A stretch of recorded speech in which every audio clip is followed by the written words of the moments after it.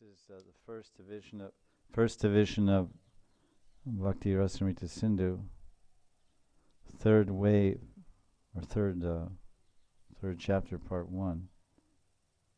I think it's Purva Vibhag, Eastern Division. So this is Bhava Bhakti. So this first verse, Shuddha Sat. Oh, this is actually the definition. That's a good way to start because we already we mentioned our outline. It starts off with what? Okay, we're talking about Bhava Bhakti. Well, what is it? We talk about sadhana bhakti, we have some understanding of that. So now bhava bhakti. So everything has a definition. Has characteristics, symptoms, examples, expressions, etc.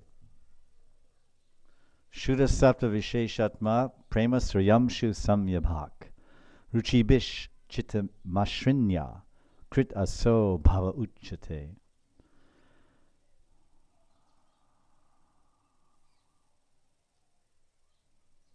That part of bhakti is called bhav, whose essence is samvit and ladini. Bhakti is a combination of samvit, shakti, and ladini. And she's a Devi, she's a female personality, Bhakti Devi. And there's also Sadhana Devi. Sadhana is also a female personality. And when we come to the level of bhav, then samvit and ladini come into play.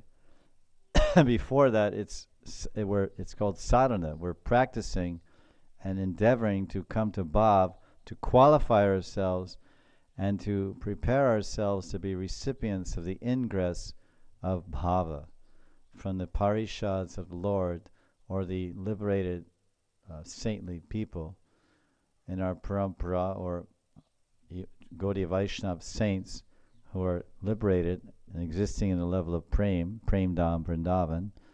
They can also bless us with this bhav, these rays of this bhav from their hearts. From the hearts of the parishads, directly one can receive a ray of bhav from Krishna himself, or Radharani, or Lalita, or the Astasakis, Astamanjaris, or the beloved gurus in his parampara, or even a living Siddha saint, Siddha Mahatma, that may be gracing this planet, can also bless one with bhava. Rather rare way to attain bhava, but this is possible. One attains bhava only by kripa, by mercy. It says we close the previous chapter by saying one can attain bhava by the mercy of the devotee or Krishna. It's not by sadhana. Just like you don't attain bhakti. You don't even attain the bijam of bhakti. The bijam of bhakti becomes the flower of bhav, and the flower of bhav becomes the fruit of prem, if you want an analogy, since we're talking about cakes and things. So, Brahmanda Brahmate Kon Bhagavan Jiva Guru Krishna Prasadi Pai Bhakti Lata Bij. So even we get the books, you read all the books, we get a set of mala, we wear some Tulsi neck beads, and we chant Hare Krishna, Hare Krishna. 69 rounds or 16 rounds every day. But until we get connected with Guru, the bijam doesn't enter the heart. So without the bijam, there's no question of a lata. There's no question of a leaf or a flower, what to speak of a fruit. That itself, all those activities before meeting Guru, is called Bhakti Unmukhi Sukriti, which increases one's Sukriti sufficiently so they can meet Guru and have the qualification to get the seed. So once we have the seed, then we engage in sadhana bhakti, Vaidhi sadhana and Raganuga sadhana. And that gives us the qualification to get the flower. The flower is bhava. Then we have bhava that without doing very much, because flowers pretty soon turn into fruits, but it takes a long time for the flower to come. But once the flower is there, the fruit is around the corner. So when the flower comes, then the fruit of prema is around the corner. Not much effort. And almost like they go hand in hand. We were in Parikma this morning at Manasi Ganga, and Yogamaya is there, and there's a Govardhan Shila there, which Yogamaya manifested from that Govardhan Shila and gave her darshan to Mother Yashoda, and she was standing there in that area or somehow, and thinking in her mind that, I want a Lala, I want a son, and now I'm 70 she was 79 years old, and Nanda Maharaj was 89 years old, very old, and no children. And everyone in Braj was distressed that our king, our Brajaraj Nanda, and our Brajeshri Yashoda, they have no issue, and they were sad, and all the Brijvasis were sad. And so she was praying to to Kameshwar Shiva and to different personalities, because this is Nara Leela, human pastimes. So somehow from her mind, and then while she was from the, Giriraj, right, it was Govardhan Shila right next to Mother Yashoda, and while she was thinking like that, from her from the Govardhan Shila, this is the only. There are different places in India, holy places, called Shakti Pit, where Yogamaya, or usually Mahamaya or Durga, has manifested, self-manifested, Prakat deities of Yogamaya or Durga. But none of them have manifested from a Govardhan Shila. So this Govardhan Shila, she was thinking, oh, please, oh Bhagavan, or she's praying. Somehow, then Yogamaya appeared right from coming out of the Shila and said, oh, don't worry, very soon I give you my blessings. I am Yogamaya Devi. I give you my blessings. Very soon you will attain a son, beautiful son, unbelievable son. And you'll become so famous, and he will become so famous. So that form of Yogamaya that blessed Yashoda is called Manasi Devi, because she came, because this is Manasi Ganga, which appeared, the Ganga appeared from the mind of Krishna. And right next to it is this Govardhan Shila, which is the Prakat Stali, the manifestation place for Manasi Devi Yogamaya. So we were visiting there after taking ritual bath, you could say, honorary bath, in Manasi Ganga, which is part of the Parikrama Niyam of Govardhan, and taking Manasi Devi's blessings and then Hari Dev's darshan. And why we were there, because the real thing, as they say, whenever you go to a holy place, if you go there and you just bathe there and shave your head and give Brahman Dan and Tirtha Snan and Thakurji Darshan and Parikrama, etc., these are all very good things and very pious and Sukriti good things. But if you don't meet saintly people there, if you don't meet any of the saints that live there and hear from them and get blessings from them, then your Tirtha Yatra is Nishfal. Tirtha Yatra Nishfal, which means your yatra to the holy place is not really attain the proper or intended fruit of your yatra. When you meet the residents of a holy place, then you get not Sukriti, but you get Bhakti. If you meet Bhaktas. And you get Bhava and Prema and Ashirvad. Ashirvad to get Prema. And otherwise you get but otherwise going on Tirtha Yatra and shaving your head and giving Brahmadan is all very good things and should be done, because that gives you Sukriti to meet a resident of the Dham in some future life or this life or whatever. So therefore, the conclusion is the most valuable asset in any holy Dham is not the big famous temple, not the big famous Prachin Mandir, old Mandir, and old original deities, 5,000 years old, installed by Bajranab. Acha, they're very powerful and very necessary to see. But the real asset of any holy Dham is the Bhaktas. So when you come to Brajadam, if you meet the Brijvasis and hear from them and see them engaged in their worship and bhajan and puja, then, and if they're favorable towards you and glance at you, they can glance. Because we read what do we read? What do we just read recently in Nectar Devotion? Oh, it's in this chapter. One can attain bhava is called aloka darshan. No, it says vachikadan, alokadan, and hardadan. Dan means Vachikadan means words, by the gift of words. If Krishna says, I bless you to attain Krishna Prem, or a Premi Bhakta, I bless you, that's by Vachika, that charity. You can get Prem by the words, I bless you. That's called Vachikadhan. That's the way to attain Bhav. You can get bhav by alokadan. Alok means darshan, to see, a glance. A bhava bhakta, prema bhakta, can glance at you and you can get bhav. Of course, these are all very rare. To meet a bhava bhakta, prema bhakta, and to elicit from their heart, to elicit or bring out from their heart or mind an interest in you. That's the first thing. They're interested in you. And secondly, that they're desirous of giving you some of the wealth they have in their heart. They may look at you, but not alokadan. They may speak to you, but not vachikadan. And the third way to attain bhava is called harda, hardadan. Hardadan means heartfelt wishes. You meet some great premier bhava bhakta, a braj, and they glance at you, not consciously thinking, I want to glance at this person and give them bhav. So they don't glance at you with that intended glance. And then they don't speak to you. I bless you, you little knucklehead. I bless you, little American jerk, that you'll get Krishna Prem. So they don't give you those words. But after you leave, maybe you left some impression on them by your behavior, your attitude, your charity, maybe donation, whatever.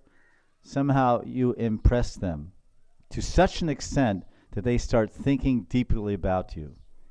Hardadhan. I think that person was very special. And they asked someone, someone came, I met someone, he was like Videshi, and then he looked like this and that. Oh yeah, I think that's so and so. I think he lives in Radhakund. Acha. Then they said, oh, he's very nice. They start thinking, and he should become a gopi like us, or he should become whatever. So that's called hardadan. These are all very, very rare occasions to meet such a person, to have the right quality in you to elicit that response in them. That's rare to have that, and it's rare even if you have the quality and you do meet the person, it's rare that transaction will happen. But since that's all very possible at any given moment in Braj, and if anyone is half educated and knows anything about Dhamvas, which, after you live here a few days and months and years, you may understand something, which that's what I'm sharing with you. The veterans share with the young folks. And so the young folks, when they move around with a veteran, they don't understand Vaishnavara Kriya Mudra. They don't know how he's acting, how he's speaking, what he's doing. They're just like speculating, usually making offenses. Because their nature is so perverted. At any rate, to give a concrete example, because this is all related to the chapter, which is so interesting and so beautiful. This is about Bhava Bhakti. So this will be like a 1-month introduction to Bhava Bhakti. Because, what's the hurry to discuss Bhava Bhakti? Because anybody's about to have experienced ecstatic symptoms. I had to really discuss this chapter all today, right? All about Bhava Bhakti, because tomorrow you're all on the threshold of rolling on the ground and crying, Radhe, Radhe. No, I think we have a long time to discuss Bhava Bhakti. Matter of fact, I think we should go back and talk about Vaidhi Sadhana and review Vaidhi Sadhana and try to get to the level of Nishta. And then once we're in Nishta, we can discuss how to attain Ruchi. And when we come to Ruchi, then we can start talking about Raganuga Bhakti Sadhana at Ruchi. Because right now, at least for me, let's say, I don't know about you, but I'm on a level, trying to enter the level of Anartha-Nivrti, which means Vaidhi Sadhana Bhakti. So everything we're discussing, at least in this regard, is theoretical. But first there's theory, then there's practice, then there's realization. If there's no theory, there can't be any practice. If there's no gyan, then there's no practice. And without gyan and practice, there's no vigyan, yes? So we came out of the Manasi Devi temple. So what you're experiencing right now in my delivery is 2 aspects of Krishna consciousness. I told Tattva about different ways to receive bhav, yes? Yes. But then citing an anecdote or experience, an encounter. We say encounter, citing an encounter experience that we had.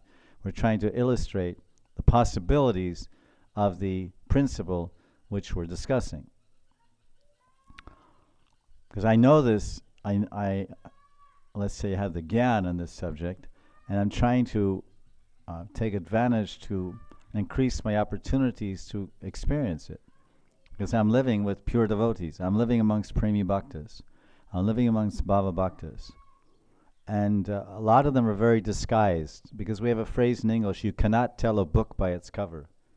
Oh, an American guru?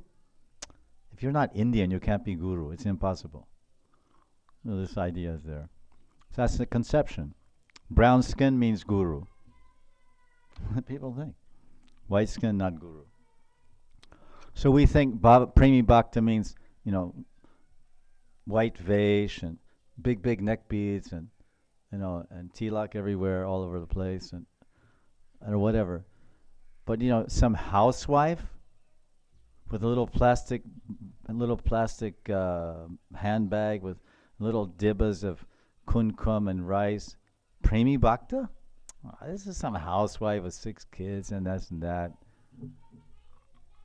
So we make misconception, misunderstanding of the environment and the people in it. They have no tilak. This housewife has no tilak, no neck beads. Usually they have neck beads, but maybe no neck beads. Did the gopis in Vrindavan wear neck beads? No.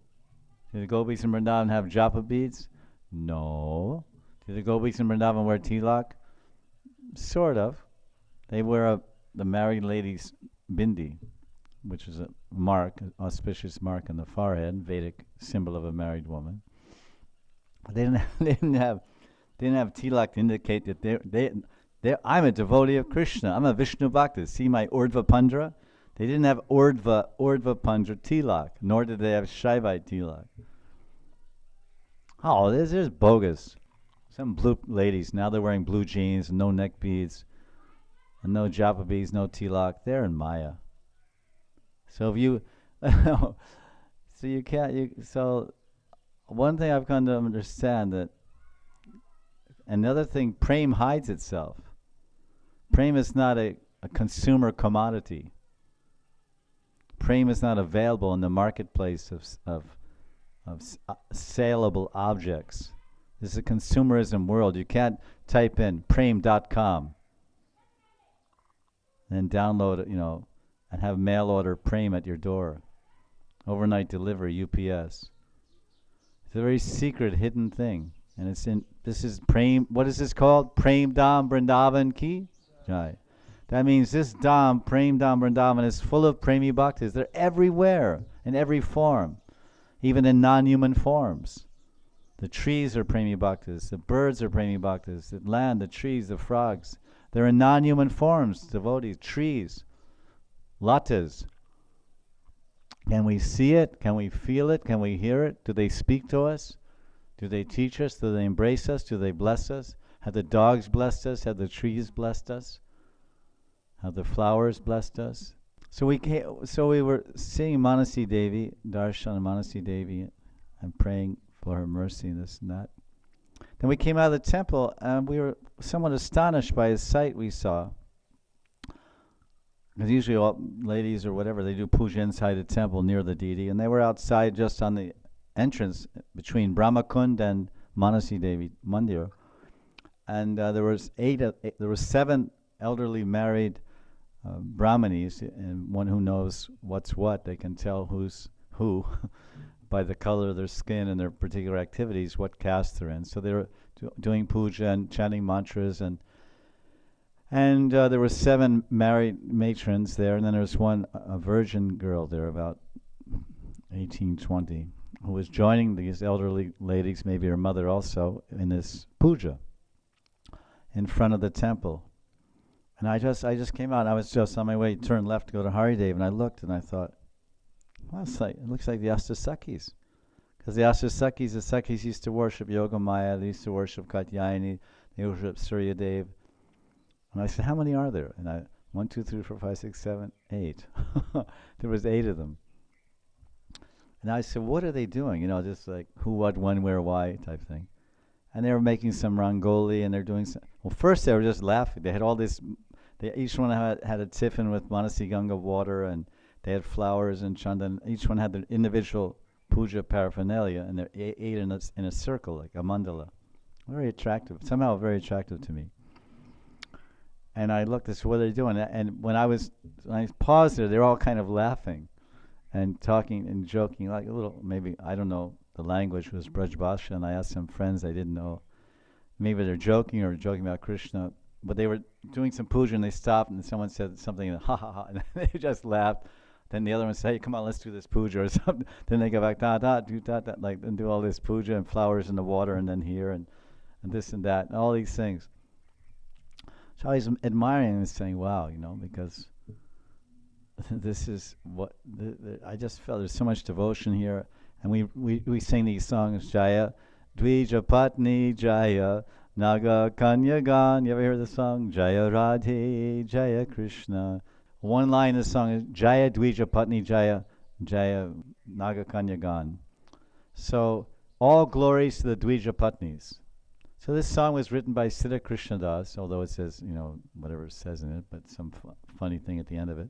But it's written by Siddha Krishnadas in Govardhan, and it's in his Gutika, and in one of his Sadhana Lahira Amrita, one of these books he has about sadhana. So that song is there, written by Siddha Krishnadas from Govardhan. And he's saying, he wrote this song 1890. He wrote this song about 100 years ago, right? 1890. It's not 500 years ago. It's 1890s. And he lived at Govardhan. He's saying Jaya Dvija Patni Jaya, Jaya Naga Kanyagan. So he's saying Dvija Patni. I said Dvija Patni, right? That's the song. So he's saying all glories to Dvija Patnis. Dvija Patni means all glories to the wives of the Brahmanas. So this can refer to the Yagya Patnis of the Krishna book, yes? But he's not saying the Yagya Patnis. He says Dvija Patni, yes? So that means any wife of any Brahman is a Dvija Patni in Vrindavan. Because he's saying and of course all these personalities.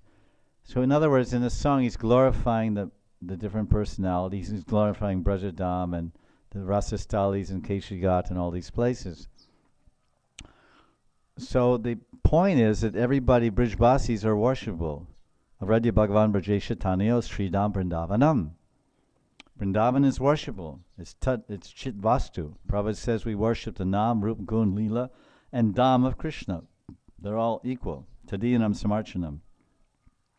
So all the residents are worshipable, and they're special, especially their devotees. So that's some gyan we have collected. So now how to implement it? So then we implement it by showing the greatest regard and appreciation, love and attraction and attention and concern for the Brijvasis in whatever form they're in. And that consequently, when that type of bhav is sitting in the heart or feeling or sentiments, one radiates that. So then he becomes Dira, Dira, Jana, Priyo, Priyakaro, which is another bhajan we sing. Dira, Dira, Jana, Priyo. What does it mean to become Dira, Dira, Jana, Priyo, Priyo? Krishna Kirtana Gana Nartana Paro Premamritambo Nidhi Dhira Dhira Jana Priyo Priyakaro Nirmatsaro Pujito Sri Chaitanya Kripa Baro Bhuvi Bhuvo Bharavahantarako Vande Rupa Sanatano Raghuyago Sri Jiva Gopalako Sadgo Swami Vrindavan Dhamma Ki Jai. Dira Dira Jana Priyo Priyakaro. Priya, dear to the Jana. Priya, the Dira and Adira Jana Priya. I love the Dira. The Dira means the Brahmins, and the Adira means the Bungis. The gentle, the ruffians, the Bungis, the Sudras, the Banyas, the Brahmins. Dira Adira Jana Priya. If one's heart is near Matsarya. Matsarya in Sanskrit means envious. Near means not. If there's no envy in one's heart, then he can be priya.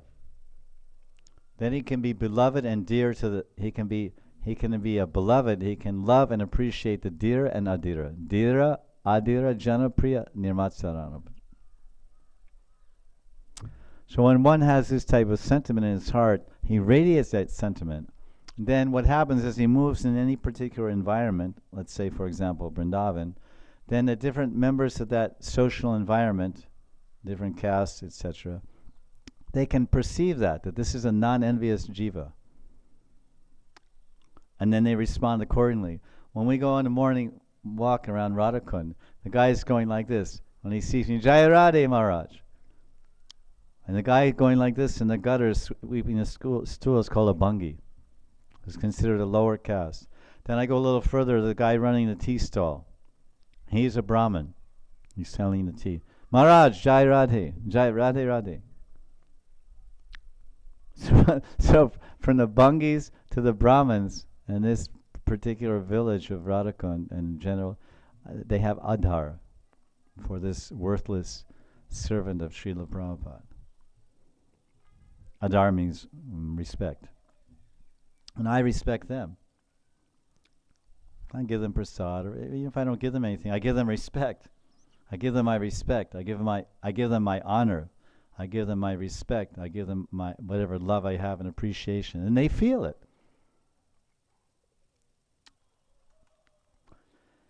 So that taking this point, now going to this back to the story of the Yagyapatnis. The Dvijapatnis.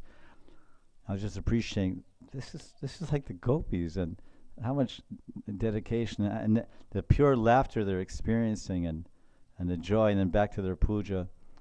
And then when I was looking at it, then a couple of ladies, they turned and they looked at me, and I smiled. And I just smiled. A very sweet and non-envious smile. And then the pujari, which I didn't know, so when he was first, because he knows that I don't know Hindi, obviously, because we met him a few times. So he was standing behind me, and he was observing me. He was observing me, observing me and my feelings, and I was looking at them and feeling so much, respect and love for these people, Brajvasis. And he said they're doing some worship of Manasi Devi. That he was saying that they're very fortunate that these Braja gopis and wives of the Brahmins are very fortunate. They're Radha and Krishna devotees, and because you're showing interest, you're showing respect for them, you're getting sukriti by that. And because you're accumulating sukriti, you will be born in Vrindavan. You'll be fortunate to be born in Vrindavan. That they're born in Vrindavan this life, and they're just doing puja and giving mercy to anybody who can receive it, and they're going back to Bhoma Vrindavan or Goloka Vrindavan in their next life. Like Gopa Kumar in Brihad Bhagavatamrita, he was living in this Vrindavan, not in Bhoma Vrindavan, in this Vrindavan, and didn't see Krishna. And then he went to that Vrindavan, and he realized this Vrindavan is the same, you see. So I was seeing that they're in, this is for them, this is Bhoma Vrindavan because the Leela is Prakat for them. And then from here they'll go, this is their Bhoma Vrindavan, from here they'll go to the Leela. And because I was appreciating them, I know what it needs to Sukriti, not them, right? And then I need to increase my Sukriti, Bhakti Sukriti bank balance, and when it gets sufficiently, good, then I'll take birth in Vrindavan. So then we went into the Haridev Mandir and took darshan. Haridev Maharaj ki jai. Haridev Baba ki jai. Giriraj Baba ki jai. We stayed an hour. While we were there, we were absorbed, we were all chanting Radhe Radhe. Then these same 8 gopis came from Mahanidhi. First they worshipped Yogamaya, Shakti Devi, Yogamaya. Then they came for Haridev's darshan. And exactly what the gopis do, exactly the same thing. They worship the Devi, then they go to Haridev. And they were worshiping Haridev also, 5,000 years ago. So then they came in and they did some puja. Now we're just chanting Radha's name to please for the pleasure of Haridev, because Haridev loves Radharani's name and Radharani loves Krishna's name. So now we're in front of Haridev, so we say Krishna, Krishna, forget it. So it's Radhe Radhe. So we came in and then he looked at me and said, oh, this is that guy again. And I looked at them and said, oh, this is these, Brijvasi Brahmanis again. So now, like, some of them, when they did their little puja, they turned and then they had really big smiles. like the most blissful, beautiful, sweet, innocent, loving smiles I've seen in my whole life. Very touching. So when I think of Alokadan and Hardadan and Vachikadan, I think, well, maybe this time. And if not, let me keep trying to act and speak and move in such a way that somehow, somewhere in the future, someone will bless me with a drop of Braja Prem.